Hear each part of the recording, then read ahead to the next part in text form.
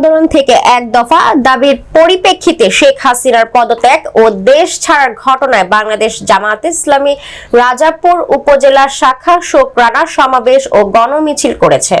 মঙ্গলবার বিকাল 4টায় আলহাজ লালমোহন হামিদ মহিলা কলেজের সামনে বরিশাল খুলনা আলিক মহাসড়ক থেকে মিছিল বের করে শহরের প্রধান সড়ক প্রদক্ষিণ করে রাজাপুর প্রেস ক্লাবের প্রাঙ্গণে সংক্ষিপ্ত সমাবেশ অনুষ্ঠিত হয়। সমাবেশে বক্তব্য রাখেন বাংলাদেশ জামায়াতে ইসলামী উপজেলা আমির মাওলানা মোহাম্মদ হেমায়েত উদ্দিন, সেক্রেটারি মাওলানা মোহাম্মদ কবির হোসেন, আব্দুল মালেক কলেজের সাবেক অধ্যক্ষ বেলায়েত হোসেন, ছাত্র শিবির সভাপতি মোহাম্মদ সোলাইমান প্রমুখ। সমাবেশে বক্তারা বলেন, জামাত শিবিরকে নিষিদ্ধ করতে গিয়ে সরকার নিজেই নিষিদ্ধ হয়ে গেছে। স্বৈরাচারী সরকারের পতনে দেশ জুড়ে উৎসব বিরাজ করছে।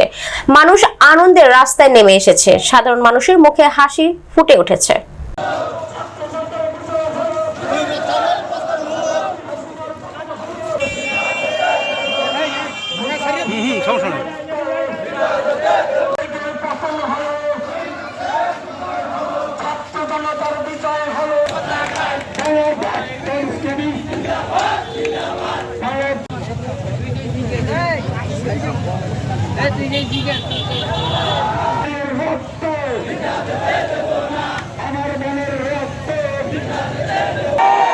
বাংলাদেশ জামাত ইসলামী শুধু পূজায় অর্জন করেছে, আনন্দ করবে স্বাধীন যেদিন প্রত্যেকটা ঘরে ইসলামের আলো ঢুকিয়ে দেবে ইনশাআল্লাহ।